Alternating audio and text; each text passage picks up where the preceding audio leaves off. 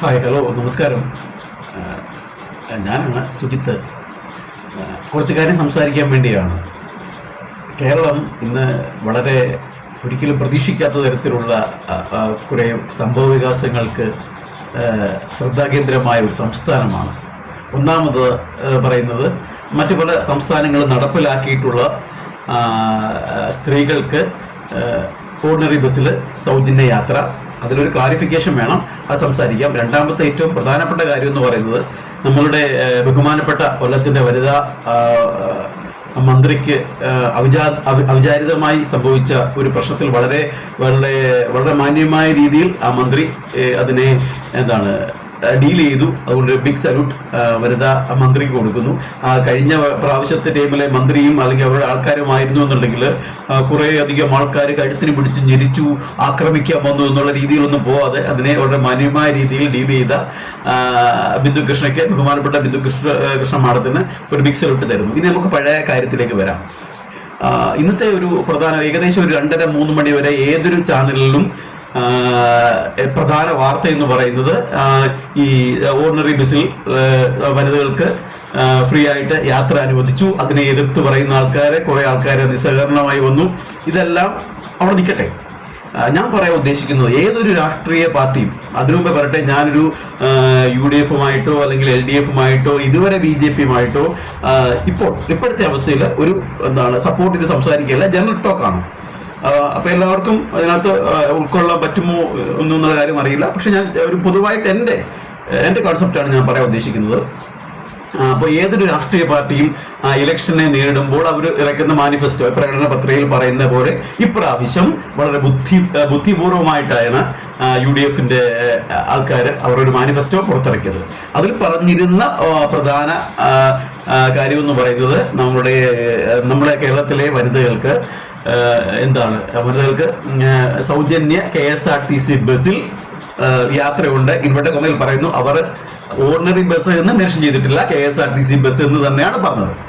അതൊരു പോയിന്റാണ്. ഇന്ന് പല ആൾക്കാരും ചൂണ്ടിക്കാണിച്ചതും പല സമരങ്ങൾക്കും BJP-യുടെ തന്നെ സംഘടന, പല മഹിളാ സംഘടനകളൊക്കെ അവർ എല്ലാത്തിലും ഇത്തരത്തിലുള്ള ഒരു കൺസെഷൻ വേണമെന്ന് പറഞ്ഞുകൊണ്ട് പല ബസ് സ്റ്റാൻഡുകളിലും സമരങ്ങൾ ഉണ്ടാക്കി. അവർ പറയുന്ന ന്യായമുണ്ട്. കാരണം അന്ന് ഒരു പ്രത്യേക ഓർഡിനറിക്ക് മാത്രമെന്ന് അന്നത്തെ മാനിഫെസ്റ്റോയിൽ പറഞ്ഞിട്ടില്ല എന്നുള്ളത് 100% കറക്റ്റാണ്. പക്ഷെ നമ്മൾ മനസ്സിലാക്കേണ്ട ഒരു കാര്യം, അവർ പറഞ്ഞിരുന്ന കാര്യം, അവരുടെ മാനിഫെസ്റ്റോയിൽ പറഞ്ഞിരുന്നതിൻ്റെ ഈ ഒരു കാര്യത്തിൽ 100%-ത്തിൽ ഒരു 50-60% അവരത് ഫുൾഫിൽ ചെയ്തു. കാരണം എക്കണോമിക്കലി ശരിക്കും ബാധ്യതകളുള്ള കേരളം പോലുള്ള സംസ്ഥാനത്ത് ഇത് നടപ്പിലാക്കി കഴിഞ്ഞു കഴിഞ്ഞാൽ വീണ്ടും ബാധ്യത ഉണ്ടാകുമെന്ന് ഏതൊരു അരിയാഹാരം പഠിക്കുന്ന ആൾക്കാർക്കും മനസ്സിലാക്കാൻ സാധിക്കുമെന്നാണ് ഞാൻ കരുതുന്നത്. അപ്പോൾ അങ്ങനെയുള്ള സമയത്ത് ഇത് തൽക്കാലം ഓർഡിനറി ബസ്സിൽ മാത്രമാണെങ്കിൽ നമുക്ക് നോക്കാം അത് എത്രമാത്രം മുന്നോട്ട് പോകും. കുറച്ച് കഴിഞ്ഞിട്ട്, അല്ലെങ്കിൽ 1 മാസം കഴിഞ്ഞ് 2 മാസം കഴിഞ്ഞിട്ട് അവരിതിലും ചിലപ്പോൾ മാറ്റം വരുത്തിയേക്കാം. ഇത് അടുത്തവർ പറഞ്ഞ പോലെ ഒരു പക്ഷേ ഇത് വീണ്ടും എല്ലാ ബസ്സുകളിലേക്കും സ്ത്രീകൾക്ക് ഇത്തരം സംവരണം ഏർപ്പെടുത്തിയേക്കാം. ഇല്ലൊന്നും പറയാൻ പറ്റുന്നില്ല. അത് നമുക്ക് നോക്കാം. കാരണം നമ്മളുടെ ഏത് രാഷ്ട്രീയ പാർട്ടി ഭരിച്ചാലും ഇത് നമ്മളുടെ സംസ്ഥാനമാണ്. ഇതിനുണ്ടാകുന്ന നേട്ടങ്ങളും അതുപോലെ കോട്ടങ്ങളും എല്ലാം അനുഭവിക്കേണ്ടത് നമ്മളെപ്പോലുള്ള എന്നെപ്പോലുള്ള സാധാരണ ആൾക്കാർ തന്നെയാണ്. പക്ഷെ ഇതിലുള്ള മാറ്റം എനിക്ക് മനസ്സിലാവാത്ത കാര്യം, ഇവർ ഈ ചെയ്തത് ഒരു പക്ഷേ ഞാനൊരിക്കലും ഇതിനെ സപ്പോർട്ട് ചെയ്യുന്നില്ല കേട്ടോ. ഇപ്പൊ ഇവര് വനിതകൾക്ക് ഓർഡിനറി ബസ്സിൽ സൗജന്യ യാത്ര എന്ന് പറയുന്നത് ഒരിക്കലും നമ്മൾ കേരളം പോലുള്ള സംസ്ഥാനത്ത് ഒരിക്കലും നടപ്പിലാക്കാൻ പറ്റാത്തൊരു കാര്യമാണ്. എന്തുകൊണ്ടാണ് ഇവര് അവരുടെ പ്രകടന പത്രികയിൽ ഉൾപ്പെടുത്തിയെന്നോ ഒരു പക്ഷേ എല്ലാവരുടെയും, എൻ്റെ ആയാലും വേറൊരാളുടെ ആയാലും വിജയമാണല്ലോ. വിജയിക്കാൻ വേണ്ടി നമ്മൾ ഏത് അറ്റം വരെയും, മറ്റുള്ളവർക്ക് ദൂഷ്യമല്ലാത്ത തരത്തിലുള്ള ഏതൊരു അറ്റം വരെയും പോകുന്നതിന് നമുക്കൊരു പ്രശ്നം ഉണ്ടാകുന്നില്ല. അതുകൊണ്ടായിരിക്കും അവരത് ഉൾപ്പെടുത്തിയതും അതൊരു പ്രാബല്യത്തിൽ വരുത്താൻ അവരെ ശ്രമിച്ചതും. അത് 100% അവരെ ഞാൻ സപ്പോർട്ട് ചെയ്യുകയാണ്. പക്ഷെ ഇതിനകത്ത് എനിക്ക് മനസ്സിലാവാത്തൊരു കാര്യം, ഇതിന്റെ ആവശ്യം നമ്മുടെ കേരളം പോലുള്ള സംസ്ഥാനത്ത് വീണ്ടും നമ്മൾ കടക്കണിയിലേക്ക് പോവുകയാണ് എന്നുള്ള കാര്യം ഏതൊരാൾക്കും മനസ്സിലാവും, ഇല്ലേ? ആലോചിച്ച് നോക്കൂ. ഇവിടെ അതല്ല, പിന്നെ ഈ പറയുന്ന സ്ത്രീകൾക്ക് എല്ലാവർക്കും കൊടുക്കുകയാണ്. പക്ഷെ ഇതിനൊരു സെപ്പറേഷൻ വേണം. സെപ്പറേഷൻ ഉദ്ദേശിച്ചത് സാമ്പത്തികമായി ബുദ്ധിമുട്ട് അനുഭവിക്കുന്ന ആൾക്കാർ, അങ്ങനെ ഒരു കാറ്റഗറി കൊണ്ടുവന്നിട്ട് അങ്ങനെയുള്ള ആൾക്കാർക്ക് ഈ ബസ്സിൽ സൗജന്യ യാത്ര, അത് വേണമെങ്കിൽ നമുക്ക് ഏതെങ്കിലും രീതിയിൽ നമുക്കൊരു സർവേ എടുത്തിട്ട് അങ്ങനെയുള്ള ആൾക്കാർക്ക് ഏതെങ്കിലും ഒരു ID കാർഡ് കൊടുത്തിട്ട് വേണമെങ്കിൽ എന്ത് ചെയ്യാം, നമുക്കങ്ങനെ അവർക്ക് ഇത്തരത്തിലുള്ള യാത്ര ഏർപ്പെടുത്താം. അതിനുള്ള സാഹചര്യം ഉണ്ടായിരുന്നു. അതൊന്നും ചെയ്യാതെ ഈ മുഴുവൻ സ്ത്രീകൾക്കും സൗജന്യ യാത്ര കൊടുത്തു കഴിഞ്ഞാൽ അപ്പോൾ നമുക്ക് എന്താ, നമ്മള് പുരുഷന്മാരെന്താ, ഇവർ നമ്മളെന്താ, നമ്മളെ തവിട് കൊടുത്തു വാങ്ങിയ ആൾക്കാരാണോ, നമുക്കെന്താ വേണ്ടേ അല്ലെ? അതൊരു ചോദ്യമല്ലേ. അപ്പൊ ഇവിടെ ഒരു കാരണവശാലും ഞാനിത് ഇവർ ചെയ്യേണ്ട ആവശ്യമില്ലായിരുന്നു. അത് എന്താണ്, ഈ സ്ത്രീകൾക്കോ അല്ലെങ്കിൽ പുരുഷന്മാർക്കോ ഇത്തരത്തിലുള്ള സൗജന്യ യാത്രയുടെ ആവശ്യം തൽക്കാലമില്ലായിരുന്നു. പക്ഷെ അവർ ചെയ്തതിന് അവർക്ക് ബിഗ് സല്യൂട്ട് കൊടുക്കുന്നു.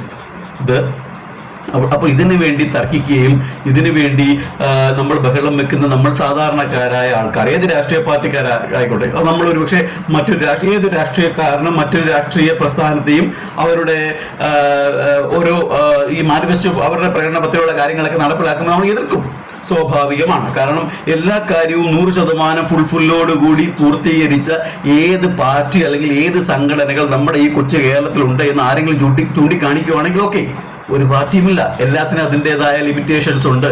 അതിൽ നിന്നുകൊണ്ട് അവർ ഇത്രയും കാര്യം ചെയ്തപ്പോൾ നമ്മൾ അതിനെ അപ്രീഷിയേറ്റ് ചെയ്യുകയാണ് ചെയ്യേണ്ടത്. അതാണ് ഒരു വശം. പക്ഷെ ഞാൻ ഇപ്പോഴും പറയുന്നു, ഞാൻ ഒരു കാരണവശാലും ഇത്തരത്തിലുള്ള ഒരു തീരുമാനം എടുത്തതിൽ ഞാൻ സപ്പോർട്ട് ചെയ്യുന്നില്ല. കാരണം ഇത് വീണ്ടും കേരളം എന്ന് പറയുന്ന ഈ സംസ്ഥാനത്തെ മറ്റൊരു കടക്കണിയിലേക്ക് അല്ലെങ്കിൽ ട്രാൻസ്പോർട്ട് വകുപ്പ് അല്ലെങ്കിൽ ഈ ഗതാഗത വകുപ്പ് വീണ്ടും നഷ്ടത്തിലേക്ക് പോകാനുള്ള ഒരു വഴി തന്നെയാണ് എന്നാണ് എനിക്ക് തോന്നുന്നത്. ഇല്ലേ? അതാണ്. അതുകൊണ്ട് അങ്ങനെയുള്ള മാറ്റമാണ് നമുക്ക് വേണ്ടത്. ഇത് വേണമെങ്കിൽ ഞാൻ മുമ്പേ പറഞ്ഞു നിർത്തിയ ഭാഗം മുതൽ തുടങ്ങാം. ഇത് കൊടുക്കേണ്ടിയിരുന്നത് ആർക്കാണ് എന്ന് ചോദിച്ചു കഴിഞ്ഞാൽ നമ്മളുടെ ചുറ്റുമുണ്ട് ഒരുപക്ഷെ പല കൂലിവേലയ്ക്കും അല്ലെങ്കിൽ ദിവസ അടിസ്ഥാനത്തിൽ പോകുന്ന സാധാരണ പാവപ്പെട്ട ആൾക്കാരുണ്ട്. യഥാർത്ഥത്തിൽ പാവപ്പെട്ടവർ പണക്കാരെ എന്നൊരു കാറ്റഗറി യഥാർത്ഥത്തിലില്ല, അവർ സാമ്പത്തികം കൊണ്ട് ഞാൻ പറയുകയാണ്. അങ്ങനെയുള്ള ആൾക്കാർക്ക് ഏതെങ്കിലും രീതിയിലുള്ള ID കാർഡ് കൊടുത്തതിന് ശേഷം അവർക്ക് ഇത് കൊടുത്താൽ ഓക്കെയാണോ? ഇത് ചെയ്ത് എങ്ങനെയാണെന്ന് ചോദിച്ചു കഴിഞ്ഞാൽ നമ്മുടെ നാട്ടിൽ നടന്നു വരുന്ന ഒരു പ്രസ്ഥാനമാണല്ലോ നമ്മൾ തൊഴിലുറപ്പ്. നമ്മുടെ സഹോദരിമാർ, അമ്മമാരെല്ലാവരും തൊഴിലുറപ്പ് പോകുന്നുണ്ട്.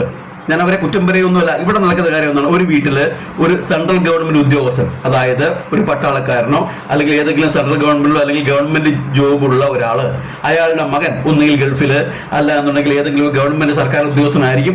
ആ വീട്ടിലെ അമ്മയോ ആ വീട്ടിലെ മകളോ തൊഴിലുറപ്പിന് പോകുന്നുണ്ട്. അവർക്കതിന് പോകേണ്ട ആവശ്യമുണ്ടോ? ഇല്ല.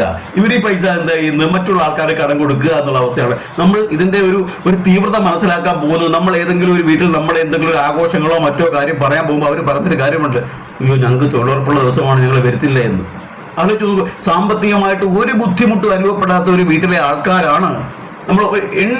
നിങ്ങൾ നോക്കിയോ, തൊഴിലുറപ്പിൽ പങ്കെടുക്കുന്ന ആൾക്കാരിൽ എത്ര പേർക്കാണ് സാമ്പത്തികമായിട്ട് ബുദ്ധിമുട്ട് അനുഭവപ്പെടുന്നത്? ഇല്ലേ? അപ്പോൾ അത് ഒരു കാറ്റഗറൈസേഷൻ വരണം. അതുകൊണ്ട് നഷ്ടമല്ല വരുന്നത്. ഇതുപോലെ തന്നെയാണ് ഇവിടെയും സംഭവിച്ചത്.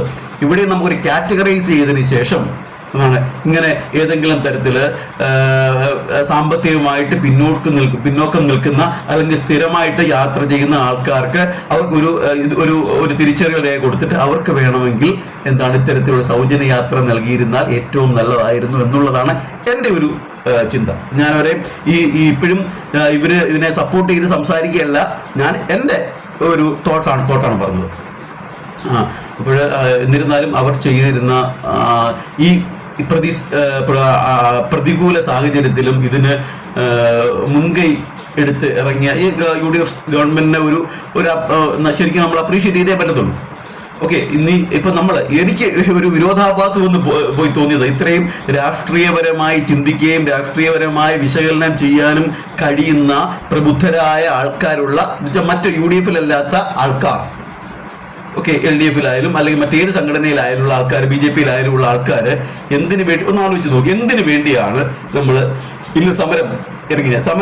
ഒന്നാമത്തെ കാര്യം, എല്ലാവർക്കും അവർ മാനിഫെസ്റ്റോയിൽ പറഞ്ഞിരുന്നത് എല്ലാ സ്ത്രീജനങ്ങൾക്കും എന്ത് കൊടുക്കുമായിരുന്നു? ഫ്രീ ആയിട്ട് യാത്ര ചെയ്യാനുള്ള അവസരം കൊടുക്കുമെന്നായിരുന്നു പറഞ്ഞിരുന്നത്. അത് നടന്നില്ല. അവരെന്തു മാറ്റി? അത് ഒരു മാസത്തെ, ഒരുപക്ഷെ ഞാൻ വിചാരിക്കുന്ന ഒരു മാസത്തെ അവർ ശരിക്കും ഇതിനെ അനലൈസ് ചെയ്തതിന് ശേഷം മാത്രമാണ് അവർ ഈ തീരുമാനമെടുത്തത്. കാരണം അവർക്കറിയാം, ഈ പറയുന്ന പോലെ എല്ലാ ബസ്സിലും ഇത്തരത്തിലുള്ള ഒരു സൗജന്യ യാത്ര കൊടുത്തു കഴിഞ്ഞാൽ സാമ്പത്തികമായി ഉണ്ടാകുന്ന നഷ്ടം ഒരുപക്ഷെ ഒരിക്കലും നികത്താനാവാത്തതായിരിക്കാം. അതുകൊണ്ടാണ് ഇത്തരത്തിലുള്ള ഒരു രീതിയിലേക്ക് പോയത് എന്ന് പറയുന്നു. അപ്പോൾ ഇതിനെ എതിർക്കുകയല്ല നമുക്ക് വേണ്ടത്. ഓക്കെ, നമുക്ക് നോക്കാം. ഞാൻ ഒരിക്കലും ഒരു UDF അനുഭാവിയൊന്നുമല്ല. അങ്ങനൊന്നും ആരും വിചാരിക്കണം. നമുക്ക് നോക്കാം, നമുക്ക് എന്തിനും ഒരു നമുക്കൊന്ന് അവർ തിങ്ക് ബിഫോർ ഡൂയിങ് എന്നല്ലേ. അവർ ഒരുപക്ഷെ എന്തെങ്കിലും രീതിയിൽ തിങ്ക് ചെയ്തതിന് ശേഷമായിരിക്കും അവരെന്ത് ചെയ്യുന്നത്, അവർ ചെയ്തത്. അപ്പോൾ ഇതിന്റെ റിസൾട്ട് നല്ലതായി വരാം എന്ന് നമുക്ക് വിചാരിക്കാം. അല്ലാതെ നമ്മൾ ഒരു കാര്യം കിട്ടിക്കഴിഞ്ഞാൽ നമ്മൾ എപ്പോഴും എതിർക്കാൻ നോക്കിയ പണ്ട് ഇവിടെ എയർപോർട്ട് വരുന്നതിന് വേണ്ടി ബഹളം ഉണ്ടാക്കിയ ആൾക്കാരുണ്ട് ഇല്ലേ. അതുപോലെ കമ്പ്യൂട്ടറൈസ് ചെയ്യുന്നതിന്, കമ്പ്യൂട്ടർ പഠിക്കുന്നതിന്, കമ്പ്യൂട്ടർ സ്ഥാപനങ്ങളിൽ വെക്കുന്നതിന് എതിർത്ത ആൾക്കാരുണ്ട്. അവരെല്ലാം മാറിയില്ലേ. അതുപോലെ ഇത്തരത്തിലുള്ള മാറ്റങ്ങൾ കേരളത്തിൽ വരട്ടെ. നല്ലതിനെ നമ്മൾ ഇരുകൈ നീട്ടി, രാഷ്ട്രീയ ഭേദമന്യേ നല്ലതിനെ ഇരുകൈ നീട്ടി സ്വീകരിക്കാൻ നമ്മൾ തയ്യാറായെങ്കിൽ മാത്രമേ നമുക്കൊക്കെ എന്തെങ്കിലും ഒരു പുരോഗമനം ഉണ്ടാവുകയുള്ളൂ. ഇപ്പോഴും ഞാൻ പറഞ്ഞ കാര്യത്തിൽ ഉറച്ചു നിൽക്കുകയാണ്. ഒരു കാരണവശാലും ഇത് കേരളം പോലുള്ള സംസ്ഥാനത്ത് ഇംപ്ലിമെന്റ് ചെയ്യാൻ പറ്റിയ ഒരു കാര്യമല്ല എന്ന് ഞാൻ ഇപ്പോഴും അടിയുറച്ച് വിശ്വസിക്കുന്നു. പക്ഷേ അവരവരുടെ പ്രകടന പത്രികയിൽ പറഞ്ഞ കാര്യങ്ങൾ സാക്ഷാത്കരിക്കുകയാണ്, അല്ലെങ്കിൽ അതിനുള്ള ഒരു മുന്നോടിയായിട്ടാണ് ഇത് കൊണ്ടുവന്നത്. അപ്പോൾ ഇതിനെ ഞാൻ ഇപ്പോൾ എന്ത് ചെയ്യുന്നു, ഞാൻ ഓക്കെ അവർ അത്രയും ചെയ്തല്ലോ എന്ന് കരുതി ഇരുകൈ നീട്ടി സ്വീകരിക്കുകയാണ്. ഇത് മറ്റുള്ള ആൾക്കാരുടെ അഭിപ്രായമൊന്നുമല്ല, എനിക്ക് പറയാമല്ലോ. ഒരു പൗരൻ എന്ന രീതിയിൽ എനിക്ക് തോന്നിയ കാര്യമാണ് ഇന്നുണ്ടായ ഈ രണ്ട് സംഭവങ്ങളും. ഒന്നാമത് ഒരു VIP ആയിട്ടുള്ള ബിന്ദു കൃഷ്ണയ്ക്ക് ഒരു അവിചാരിതമായി സംഭവിച്ചതിനെ അവരത് വളരെ മാന്യമായ രീതിയിൽ അല്ലെ അപ്രീഷിയേറ്റ് ചെയ്യേണ്ട മാന്യമായ രീതിയിൽ അതിനെ ഹാൻഡിൽ ചെയ്തതും ഇതെല്ലാം എനിക്ക് തോന്നുന്നു മാറ്റങ്ങൾ വരട്ടെ ഇല്ലേ. ഇതുവരെ നമ്മൾ അടക്കി ഭരിച്ചുകൊണ്ടിരുന്ന അനാർക്കി മാറിയിട്ട് ഇപ്പൊ എന്താണ് ഒരു രാജകീയ ഭരണത്തിലേക്ക് പോയിരുന്ന അത് മാറ്റി ഒരു എല്ലാവർക്കും സന്തോഷം ഉണ്ടാകുന്ന തരത്തില്, എല്ലാവർക്കും സംതൃപ്തി ഉണ്ടാകുന്ന തരത്തിൽ. ആരെയും സംതൃപ്തിപ്പെടുത്താൻ പറ്റുകയില്ല. ഞാൻ ഈ പറയുന്ന ഞാൻ ഈ UDF സംതൃപ്തിപ്പെടുത്തി അല്ലെങ്കിൽ അവരെ പോയിട്ട് പറയുകയൊന്നും ചെയ്യുകയല്ല. എന്നിരുന്നാലും ഒരു സാധാരണ പൗരൻ എന്ന രീതിയിൽ ഏതെങ്കിലും തരത്തിലുള്ള നല്ല രീതിയിൽ നമ്മുടെ നാടിന്റെ പുരോഗമനം ഉണ്ടാകുന്ന രീതിയിലുള്ള മാറ്റം ഉണ്ടാകും എന്ന് കരുതിക്കൊണ്ട് ഞാൻ തൽക്കാലം നിർത്തുന്നു. ഇത് ഒരു രാഷ്ട്രീയ പാർട്ടിയെയോ അല്ലെങ്കിൽ മറ്റൊരാളെയോ സപ്പോർട്ട് ചെയ്തുകൊണ്ടല്ല, ഇത് മറിച്ച് ഞാനെന്ന വ്യക്തി ഇന്നത്തെ രാവിലെ മുതലുള്ള സംഭവങ്ങളെ ഒന്ന് അനലൈസ് ചെയ്തപ്പോൾ എനിക്ക് തോന്നിയ ഒരു തോട്ട്സ് മാത്രമാണ്. ഇത്രയും പറഞ്ഞുകൊണ്ട് നിർത്തുന്നു. നന്ദി, നമസ്കാരം.